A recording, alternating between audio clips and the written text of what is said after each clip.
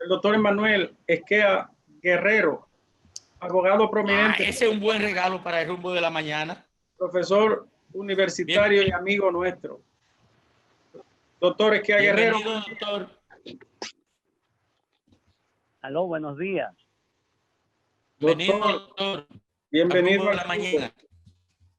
Bienvenido al rumbo de la mañana. Está Domingo Páez, Fafa Taveras, Ricardo Nieves, Francis Jorge y Patricia Arache con usted. Muchas gracias. Mis congratulaciones a todos ustedes por ese nuevo programa y los felicito y les deseo éxito. Muchas gracias. Doctor, dale Domingo, inicie.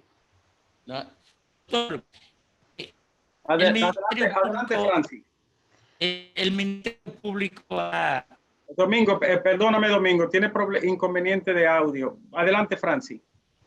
Doctor, agradecerle estar aquí con nosotros. Usted es un gran regalo.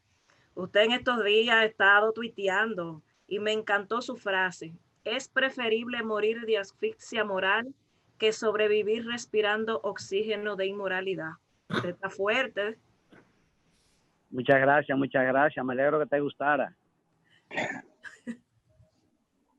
Bueno, doctor, a propósito de ese tema, nosotros sabemos cuál es su posición, y tanto pública como académica, con el tema de la corrupción. ¿Cómo evalúa usted, doctor, los primeros desempeños, vamos a decir, asomos del Ministerio Público del país con respecto a este cáncer que la sociedad rechaza tanto? Mira, Ricardo, yo sé que hay mucha intención, yo sé que se está haciendo el trabajo, pero siento que estamos retrasados. Yo creo que la sola investigación de las declaraciones de patrimonio de los funcionarios o el solo anuncio de que se va a investigar el archivo definitivo no es suficiente. El caso de Catalina me preocupa grandemente y parece que eso se está dejando de lado.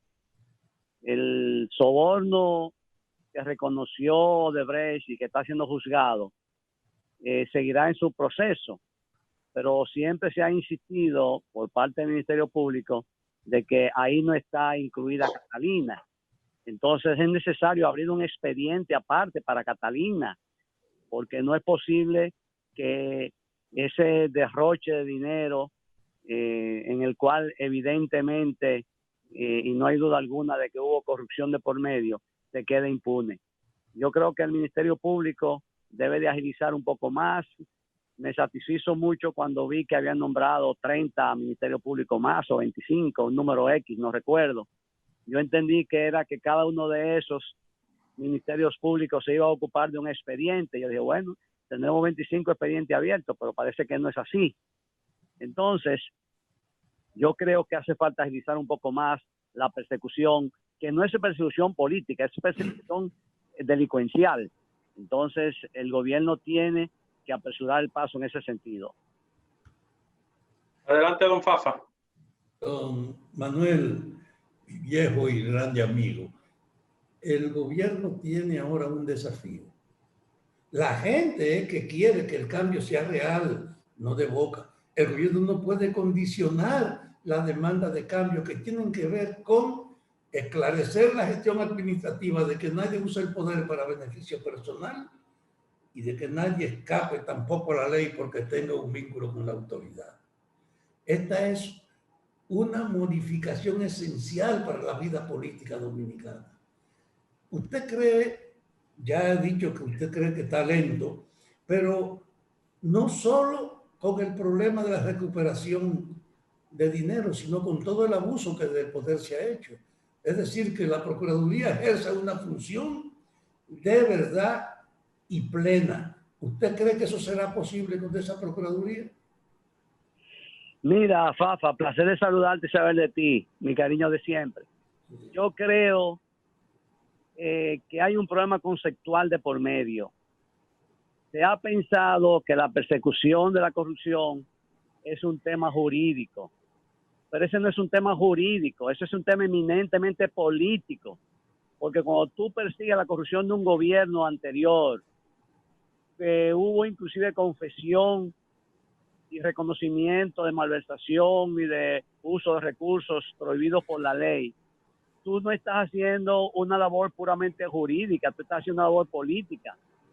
Yo creo que parte del problema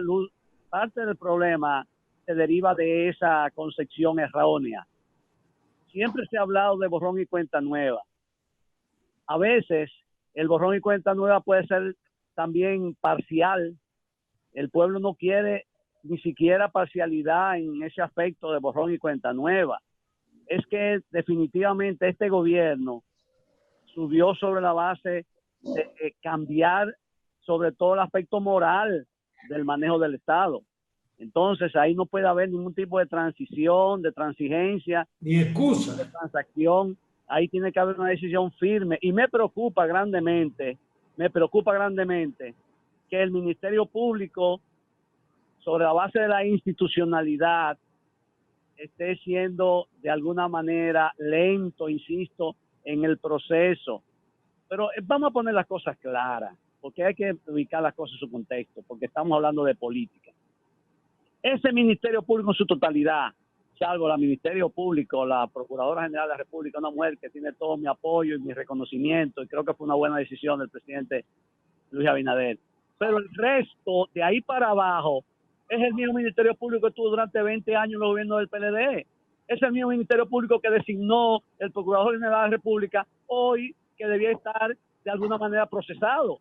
Entonces, a veces nos dejamos llevar de la institucionalidad, entre comillas, y somos víctimas de esa institucionalidad. Entonces, a mí me preocupa grandemente que no se tenga la visión, no se tenga la concepción clara de que estamos en presencia de un problema político, no jurídico.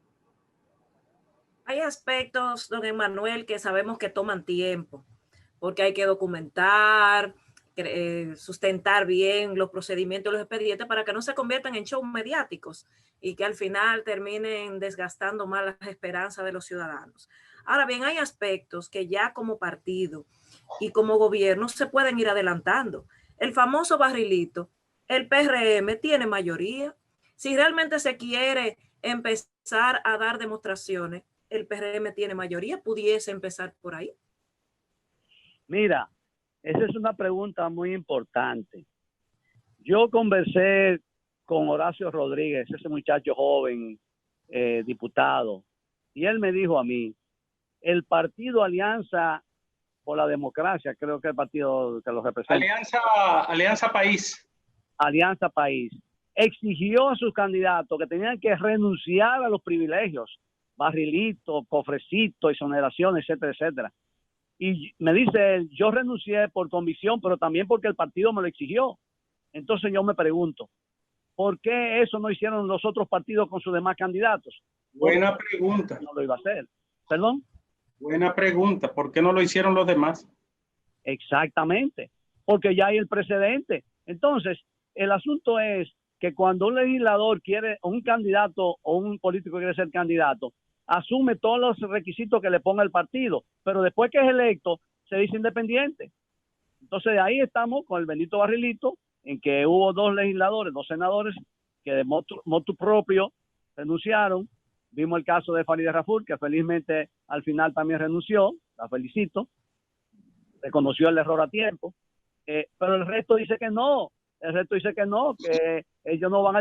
Inclusive hay legisladores que se confesaron millonarios y que a pesar de eso se resisten a renunciar al barrilito. Entonces yo entiendo que esa en el futuro debe ser una política de partido. El partido, si es que no se elimina definitivamente ahora, debe decirle a sus candidatos una renuncia previa, por lo menos los partidos que vendan el cambio, que vendan una imagen diferente. Es que yo creo que hay un fenómeno, y es que solo cuando la gente, el pueblo, se organiza y asume él promover sus demandas, es que hay que hacerle caso. Cuando uno elige a un candidato que asume, dice la demanda y la gente se queda tranquilo esperando que él actúe, delega su autoridad pura y simplemente en el candidato, entonces él puede hacer cualquier cosa. Pero estamos viviendo un momento donde el pueblo está convencido de que no podemos seguir con el nivel de corrupción actual. Yo creo que todos los legisladores se van a enfrentar incluso al propio nivel de su comunidad, de que no es posible justificar ningún privilegio en nombre de que usted tenga autoridad. ¿Usted cree que eso será posible? Que la gente le imponga a los legisladores que nos sigan. Mira, eso solamente será posible, querido Rafa, con un movimiento a nivel nacional. Yo recuerdo la marcha por el 4% y recuerdo la marcha verde, el efecto que surtió. Solamente un movimiento de esa característica va a hacer que el Congreso, el Senado de la República revoque una resolución que aprueba el barrilito.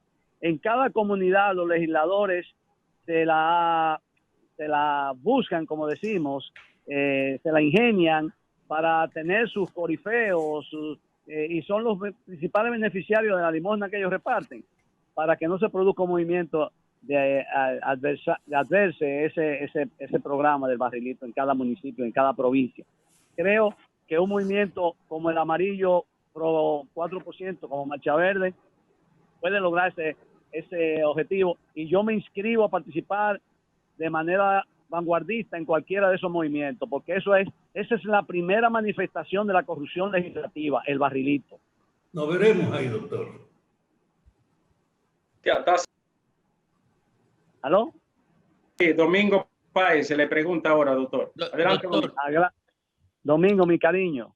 Igual para usted, doctor. Doctor, ¿usted cree que usted que tiene mucha experiencia de Estado, cree que el Ministerio Público puede encabezar una gran cruzada contra la corrupción con posibilidad de resumir la fuerza necesaria para enfrentar los poderes que representan esa gente lleno de cuarto y de experiencia de manejo de Estado y de vínculos? ¿Usted cree que tiene todo el poder o es necesario respaldo social?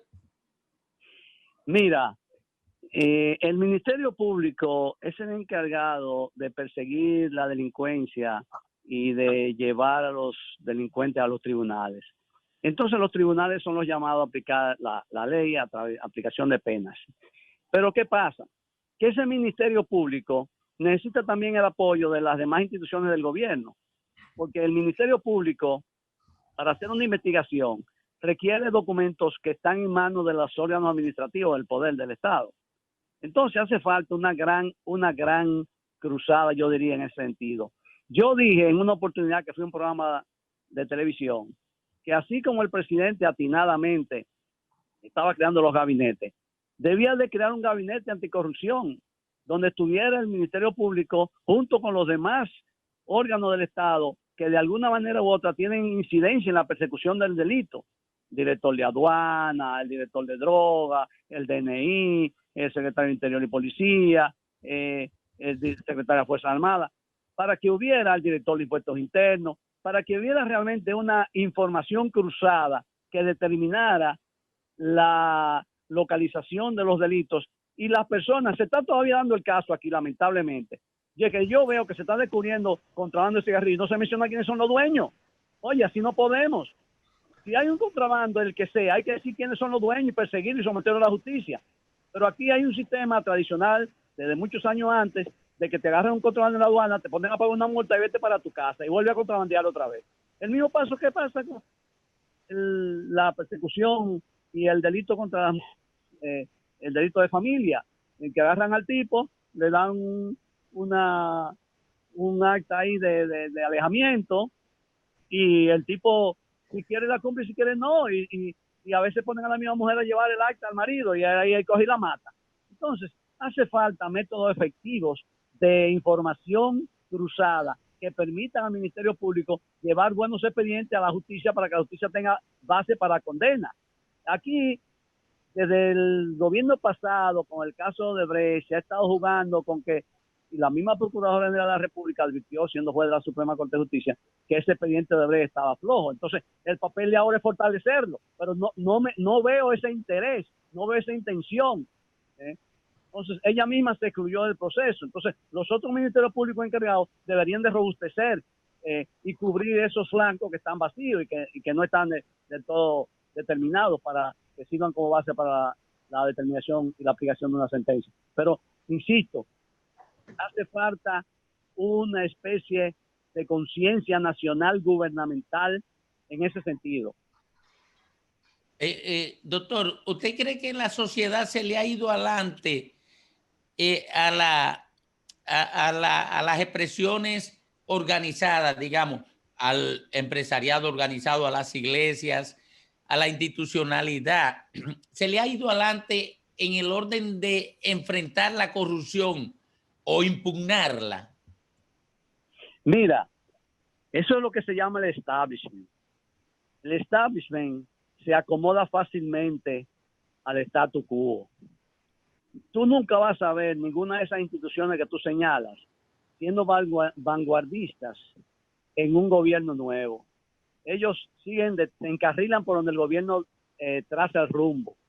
Entonces, cualquier intento que anteriormente hubieran hecho, lo dejan de lado y comienzan a acomodarse. El mejor caso es el CONEP, pero por favor, el CONEP. Señor, el CONEP, a mí, debo confesarlo, a mí me ha dado vergüenza la participación del CONEP el gobierno pasado. Entonces, hay esa serie de instituciones que tú señalas, algunas muy legítimas, y yo, por ejemplo, soy un católico, yo soy un fervoroso de la Iglesia Católica, pero debo reconocer que mi iglesia se ha quedado a la saga. Mi iglesia ha asumido posiciones de vanguardia y después ha retrocedido por determinadas circunstancias. Entonces yo creo que el pueblo siempre va a ir por delante de esas instituciones, porque el pueblo somos todos. El pueblo yo lo defino como esa gran masa de dominicanos que no tenemos intereses creados. Ese es el pueblo. Pero el que tiene un interés creado comienza a defender sus propios intereses y ahí viene entonces el conservadurismo que vemos propio de este tipo de sociedades.